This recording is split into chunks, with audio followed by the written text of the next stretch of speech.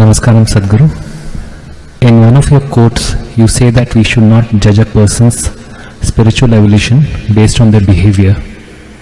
I am unable to understand that because I have always believed people who are kind and compassionate are spiritually evolved. Could you please help me understand the context of that quote? Well,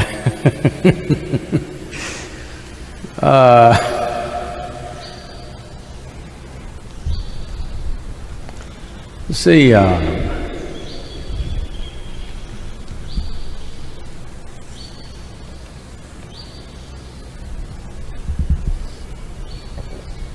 one time, at a certain segment of my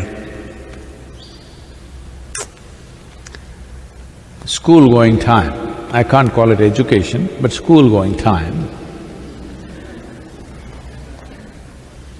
I was in certain type of schools where moral science was an important part of their thing.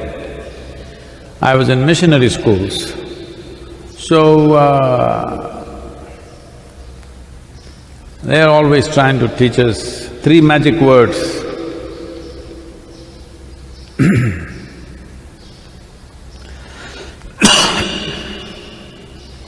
No.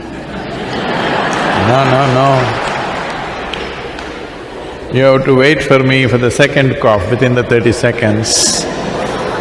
That's not coming.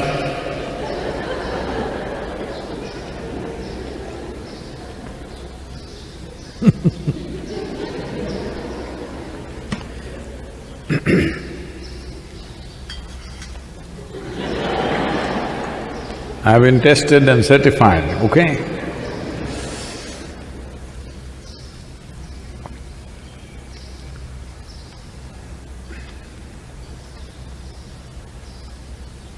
Magic words. I'm sure all of you have gone through those magic words.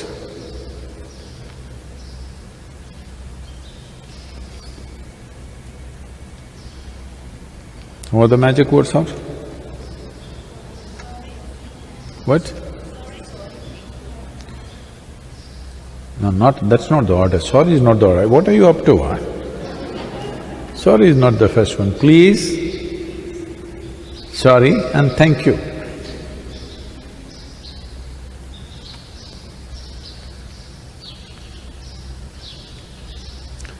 Well, you can learn such tricks. I'm not saying you should not say this. If the magic is happening within you and those words came, fantastic. No magic in you, you just got the words. You have a sense of entitlement, but you say please, doesn't mean anything. It's better at least you show who you are. Oh, please gonna have it and anyway you grab it. I see this all the time. And you then kick somebody in their backside and then say sorry, doesn't mean anything.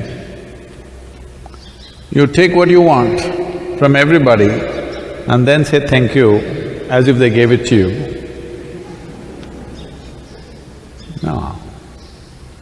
These things are supposed to represent that you have no sense of entitlement. You understand that nothing really belongs to you here. So even if you want a glass of water, you say, please. If you really see it that way, even a glass of water or a morsel of food doesn't belong to you. Fortunately, it's available to you, so you say, please.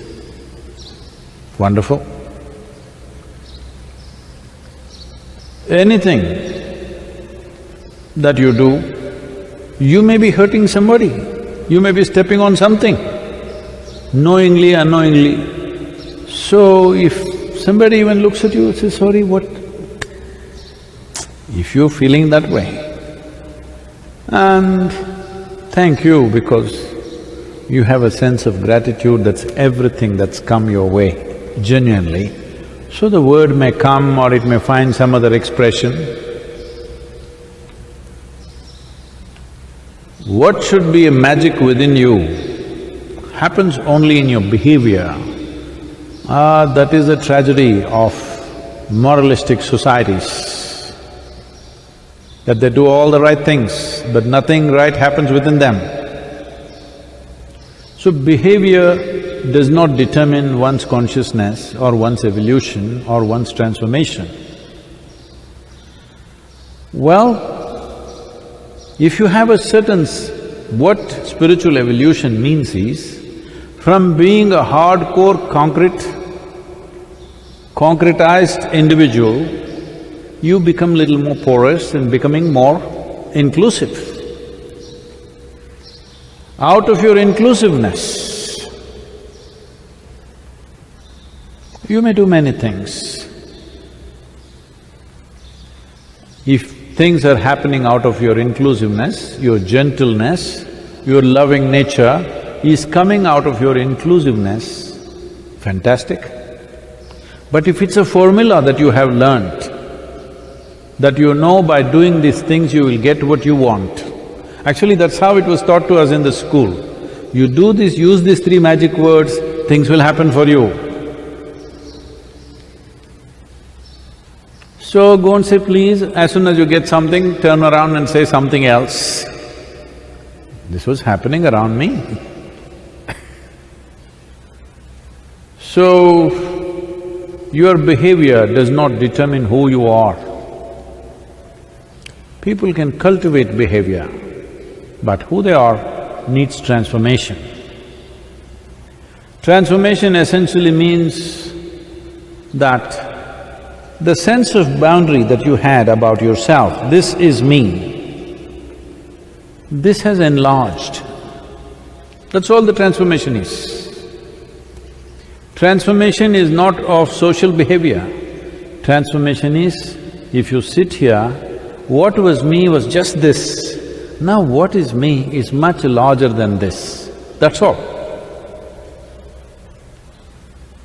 Out of that, whichever way you behave, it's okay with me. But there must be inclusiveness, because inclusiveness is better than insurance. Once you see something as a part of yourself, then what is there about thank you and please and sorry and things like that? It doesn't matter, because when you see the other as yourself, I treat everybody as I treat myself, hard. If I was treating myself nicely like this, I would have treated you also like that. Because I treat myself rough, I'm treating you also rough. Okay? Or you want me to be nice? Please, I say this in the beginners' programs, I always say, please close your eyes. Hello, I do. Because I know you have difficulty closing your eyes, I say, please close your eyes. You come to Samyama, and there also you want me to say please, I say, just shut up and sit.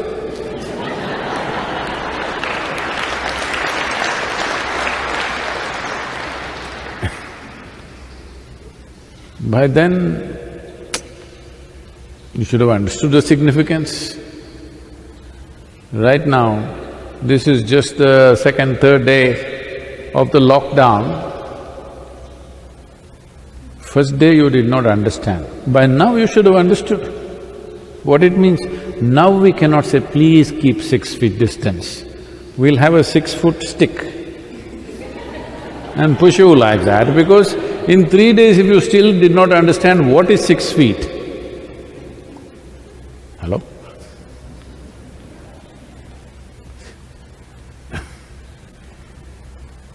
It doesn't take 3 days to grasp what is 6 feet. Even if you're illiterate, you can get it. You don't need any mathematical qualifications. So now government is having army standing by, just in case you still don't understand what is 6 feet. Yes, this happened. What happened?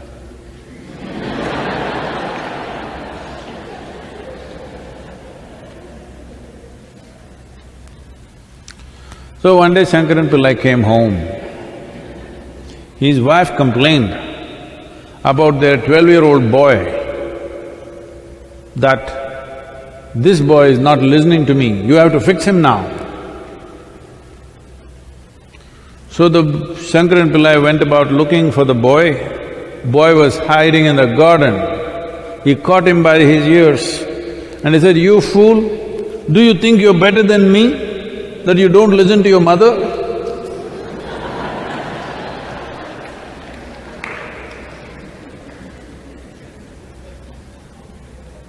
So, your behavior, well, if you want to be in a society, yes, of course, you have to regulate your behavior because it's not just about you, it's about everybody around you. But what we are looking for as good behavior is not necessarily saying specific words, doing certain things and not doing certain things, no. What we are looking for is that you walk into this hall, there are 50 people sitting here, your concern in every step and every breath that you take, your concern is for these 50 people or just you, that's all that matters. If your concern is for all the 50 people who are sitting here, then you behave one way. If your concern is just about yourself, then you behave another way. This is all you need to fix. Spiritual process is not a social thing, it's something that you do within yourself. Because something within you changed, you may also address the world in a certain way.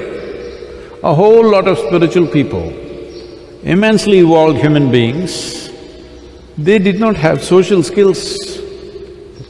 That's why they kept away from the society. You heard of Sadhguru Sri Brahma?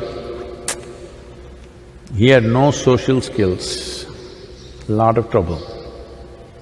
This time around, we come with little social skills.